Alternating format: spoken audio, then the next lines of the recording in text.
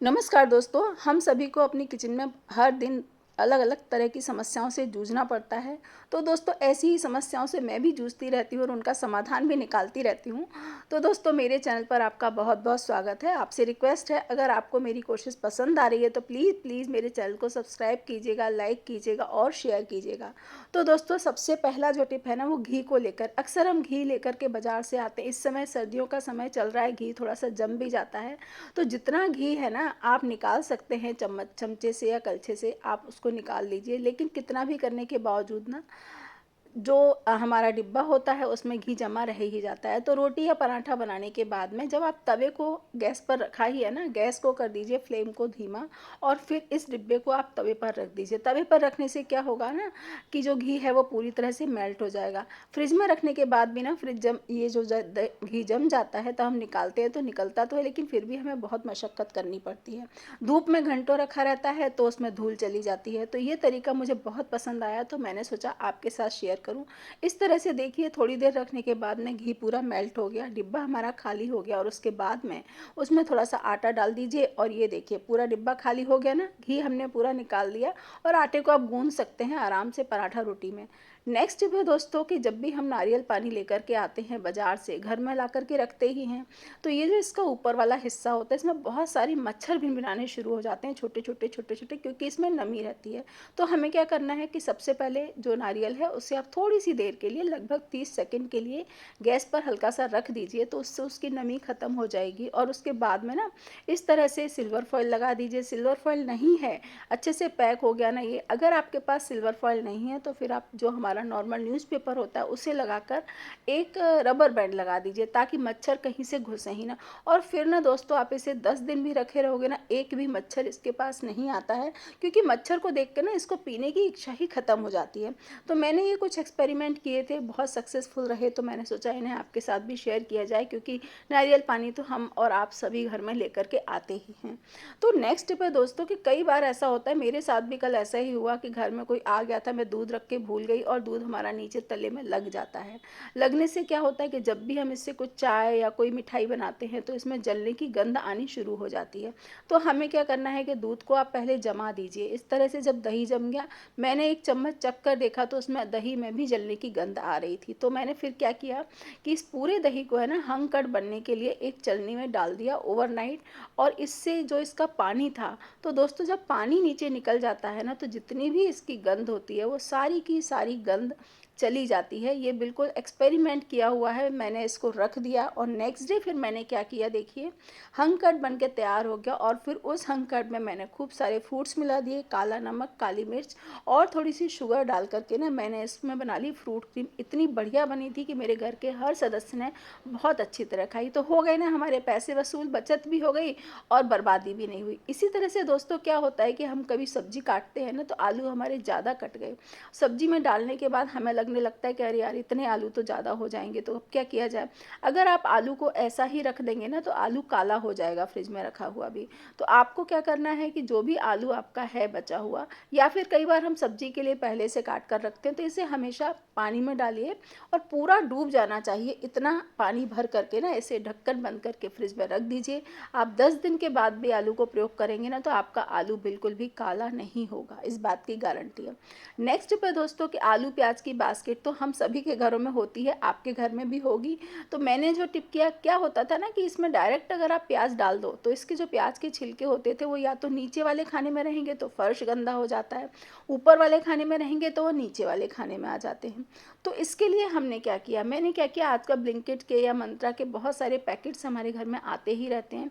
आप इसकी जगह प्लास्टिक शीट भी ले सकते हो, आप इसकी जगह नॉर्मल पॉलीथीन भी डाल सकते हो जो हर घर में होती है। इसको मैंने इसी की शेप में गोल गोल काट लिया। डबल काटा है, क्योंकि एक हिस्सा हम नीचे बिछाएंगे और एक हिस्सा हम ऊपर बिछाएंगे।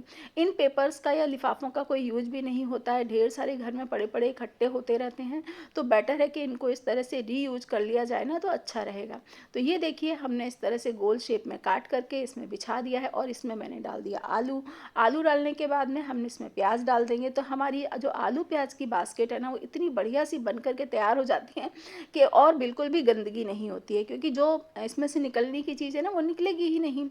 हमने इसमें पेपर बिछी, ये देखिए मैंने आपको पूरी बास्केट भी वीडियो से पूरी घुमा कर दिखा दी है कितनी मैनेज्ड और ऑर्गेनाइज्ड लग रही है। तो इससे क्या हुआ, किचन भी हमारी साफ़ रहती है। ये एक बहुत अच्छा क्लीनिंग टिप भी है। नेक्स्ट टिप है दोस्तों कि इन दिनों मटर खूब आ रही है, हरी हरी मटर एकदम मीठी मीठी सी होती है, तो उसे तलकर खाने मन करता ही है। मेरे पापा की नहीं बहुत फेवरेट डिश थी, तो मैं हमेशा सर्दियों में इसे 3 से 4 बार तो बना ही लेती हूँ। तो जब भी आप इसको तल रहे हो ना, तो नमक डालने के साथ साथ ना इसमें थोड़ी-सी शक्कर भी डालिए। शक्कर कितनी डालनी है, जैसे अगर आपने 2 कटोरी मटर ली है तो इसमें आप शक्कर डाल दीजिए 2 चुटकी भर के, यानी 1/4 टीस्पून के आसपास आप डाल दीजिए। और उसके बाद में धनिया पत्ती, नींबू डालिए। इससे क्या होगा ना कि मटर का जो रंग है वो हरा रहेगा और इसका टेस्ट भी बहुत अच्छा हो जाता है। तो नमक, नींबू और चीनी और उसके बाद में हरा धनिया, आप देखिएगा कितना बढ़िया स्वाद आता है। इसी तरह ना दोस्तों हम कई बार बटर पनीर मसाला बनाते हैं या कुछ ऐसी सब्जी बनाते हैं जिसमें कि काजू डालने की बात होती है। तो अगर आपके पास काजू नहीं है या कम काजू है तो काजू और मूंगफली के दानों को मिक्स करके आप डाल सकते हो, और नहीं है तो केवल आप मूंगफली के दानों को भी डालोगे ना और उसके बाद में दही में सारे मसालों को मिला करके डाल दीजिए।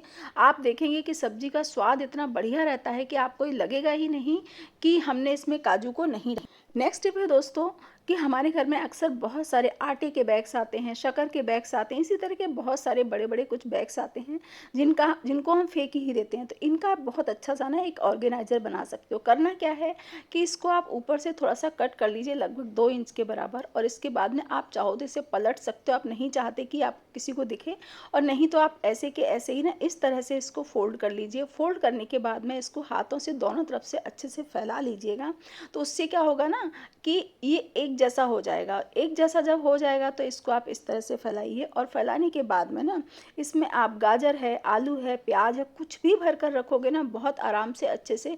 फ्रिज में भी आप रख सकते हो, और अगर आप बाहर रख रहे हो तो बाहर भी आप रख सकते हो। मैंने देखिए इसमें लगभग 2 किलो गाजर बहुत आराम से रख दी हैं, और गाजर इतने अच्छे से आ गई हैं। बहुत अगर बड़ी गाजरें हैं तो आप उनको बीच से कट कर दीजिएगा, तोड़ दीजिएगा, और उसके बाद में फिर आप इसमें रख दीजिए।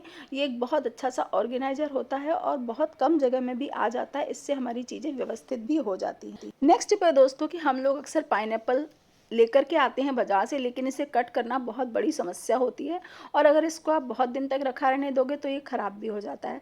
तो देखिए मैंने इसको कल ही काटा था।